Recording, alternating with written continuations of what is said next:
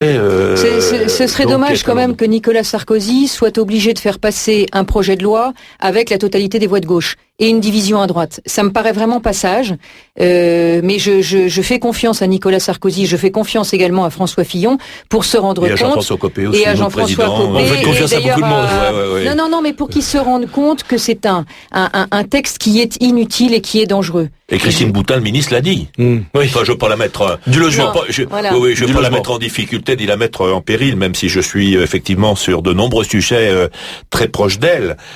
Mais je crois qu'elle a tiré la sonnette d'alarme, et c'est bien parce qu'elle avait tiré la sonnette d'alarme qu'aujourd'hui il y a ce débat dans le pays. Je vous taquine, mais vous pensez qu'elle est là au logement pour aussi être un petit peu la vigie sur d'autres sujets? Elle réussit.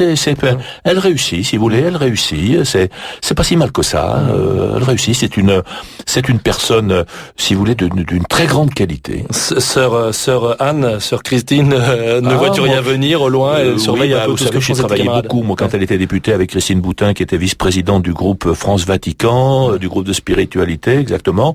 Nous avons les mêmes fondements de la société. Elle a exprimé tout haut, ce que beaucoup d'ailleurs pensent tout bas. Mais non, alors, peut-être pas le dire. Je disais qu'une électrice potentielle de Jean-Jacques Hess, on ne va pas préjuger de son vote, surtout que pour les sénatoriales, c'est un suffrage indirect. Mais Michel nous appelle de Seine-et-Marne et voulait réagir justement sur la législation, la loi qui ne doit pas entériner les nouvelles mœurs. C'est ce qu'on est en train de dire à l'instant, Michel. Oui, moi j'ai téléphoné pour dire je comprends pas, si la loi doit suivre les mœurs, pourquoi on n'entérine pas le statut de la famille polygame, parce qu'il y en a quand même de plus en plus en France, vu l'immigration de Maliens, de gens d'Afrique, voilà. Alors famille polygame, pourquoi pas aussi, puisque la pédophilie, il y en a beaucoup, ne pas reconnaître la pédophilie, après tout, on la pénalise, mais si vraiment il y a beaucoup de pédophiles, c'est les mœurs actuelles. Vous voyez, on va très loin. Oui, en même temps, on peut pas forcément comparer pédophilie et homoparentalité. C'est pas le même sujet, même s'il y a une crainte qui est compréhensible, a priori c'est répréhensible même. Oui, il y a le juge. Je reviens à ce que je disais tout à l'heure, le juge qui règle les problèmes, les cas particuliers. Alors une autre auditrice nous appelle de Maine-et-Loire, je sais pas si on l'a au téléphone, mais elle dit que Marie, qui nous appelle de Maine-et-Loire, nous dit en général les enfants subissent la situation de toute façon, sous-entendu avec ou sans loi, et on ne voit pas toujours l'intérêt de l'enfant. Xavier, c'est un peu une question pour vous. Les enfants subissent la situation quelle qu'elle soit. Quoi que décident les parents ou le juge? Alors c'est vrai que les enfants subissent, mais en même temps s'adaptent. Heureusement, ils sont extrêmement adaptables. Et à partir du moment où encore une fois, ils sont entourés de beaucoup de bienveillance et d'attention, d'amour, ils s'adaptent d'autant plus facilement à la situation. L'intérêt de l'enfant, je pense qu'effectivement, quand on veut établir un statut, on ne pense pas forcément à l'intérêt de l'enfant, parce que moi, je le vois avec les enfants au quotidien. Ils vont très bien, franchement. Est-ce qu'il faut un statut d'ailleurs? Voilà. Si vous voulez, ce qu'il faut un statut. Bon, mais là on est dans le schéma idéal quand même, on en parlait pendant la pause, on disait dans l'immense majorité des cas ça se passe bien. D'accord, dans l'immense majorité des cas aussi les gens roulent à 130 sur l'autoroute, mais pour ceux qui roulent à 150 ou à 220, pour ceux chez qui ça se passe mal néanmoins... écoutez, il y a la garde des enfants, il y a la garde des enfants, et puis le juge, donc il accorde la visite de l'autre en quelque sorte. Bon, parfois ça finit en enlèvement. Oui, c'est vrai qu'il peut y avoir des traumatismes, etc. On va pas idéaliser image générale dans notre pays, si vous voulez. Justement, parce que souvent ça se passe mal, il faut pas rajouter un conflit au conflit. Et je crois que dans une espèce de systématisation du statut du beau-parent, on risque de créer un conflit supplémentaire dont l'enfant sera encore au centre. C'est-à-dire que ce qu'il faut savoir donc, c'est que dans cet avant-projet de loi, ce n'est plus le juge aux affaires familiales qui va décider de son propre, après avoir une requête, une simple requête. Alors, avant-projet de loi qui a été retiré pour l'instant. Non, donc c'est actuellement la loi du 4 mars 2002 dit si les parents veulent qu'il y ait un statut du beau-parent, une délégation ou un partage d'autorité parentale, ils vont voir le juge et le juge décide après une enquête. Dans cet avant-projet de loi, ce sera une convention qui sera signée entre les parents et le juge l'entérinera. Donc le juge n'est plus au centre. L'intérêt de l'enfant n'est plus au centre et le juge n'est plus au centre. La convention, elle se négocie entre avocats. Vous disiez justement que parfois ça se passe mal. Et oui, les divorces, souvent ça se passe mal. C'est même le principe, oui. C'est a priori si ça se passe bien, les parents restent ensemble. Donc le divorce, il y a quand même une notion de conflit au départ, et il y a quand même un enfant qui est séparé de son père et qui est séparé de sa mère. Dans le cas de Xavier, il a fait les choses de façon suffisamment intelligente et fine, en plaçant l'enfant au centre pour que l'enfant en souffre le moins possible. L'enfant reste quand même toujours à avoir envie que son père et sa mère soient ensemble. Mais, en effet, dans des cas comme celui-là, ça se passe bien. Faut-il ajouter à cette situation qui à un moment quand même a été précaire, faut-il ajouter des risques de conflit? Or, quand justement on a des parents qui se séparent, parfois il y a le parent qui est un peu plus fort, et puis il y a le parent qui est un peu plus faible.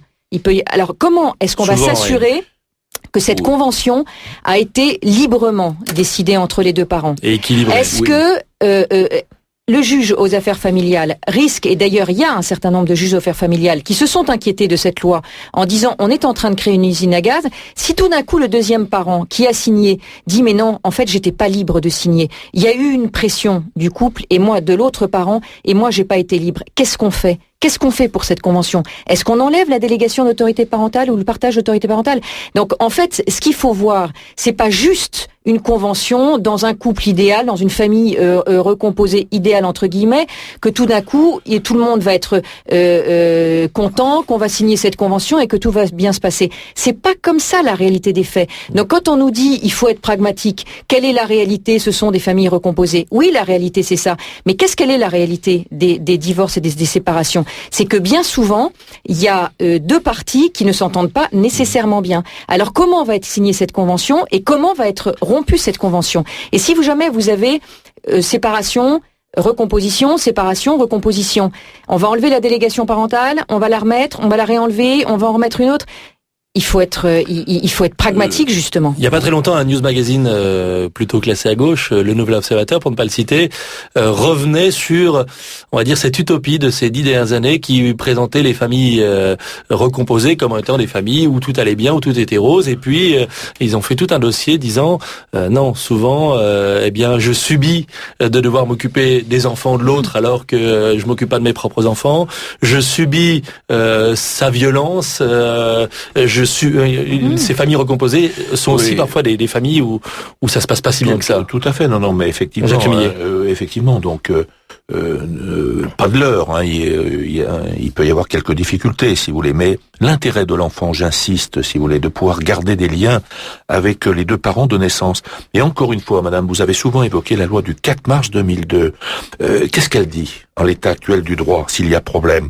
Le père et la mère peuvent, lorsqu'ils sont séparés, donner un mandat à un tiers, n'est-ce pas, pour accomplir tout acte relatif à l'éducation, à la santé, à la vie quotidienne de l'enfant. Et s'il y a conflit, c'est l'intervention du juge. Bon, alors aller au tribunal, effectivement, c'est difficile pour l'éducation des enfants, etc. Mais la loi, quand même, si vous voulez, le prévoit. Et ce qui nous a fait réagir, c'est que, à propos sur ce projet de loi, c'est à propos des liens affectifs mentionnés dans le texte, ils ne fondent pas des droits en matière d'autorité parentale, pas plus qu'ils ne définissent la filiation. C'est pour ça que nous avons réagi. C'est très important ce que je suis en train de vous dire. Plus qu'ils ne définissent la filiation. Parce que si les textes avaient été clairs, si vous voulez, on se battait contre des textes. Là, on se bat presque contre l'inconnu, qui n'est pas écrit, mais qui est une finalité. En fait, vous vous battez contre une idéologie. On se bat contre une idéologie. Et incontestablement, c'est la voie ouverte à la reconnaissance de l'homoparentalité. Et ça, pour moi, et les députés qui sont avec nous, c'est pas acceptable, quoi. Hein. Encore une fois, nous nous appuyons sur la famille.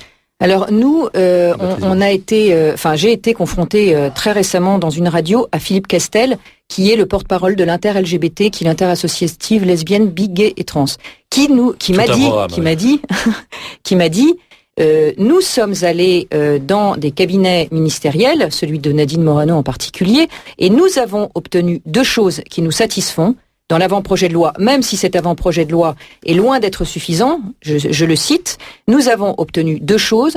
Nous avons obtenu la reconnaissance de la famille homoparentale, ça c'est dans l'exposé des motifs, et nous avons reconnu, et c'est là que c'est absolument capital que le mot père et mère soit pratiquement dans tous les articles remplacé par le mot parent, parce que nous voulons désexuer le terme, la parentalité. Mais soyons concrets, ce que ces associations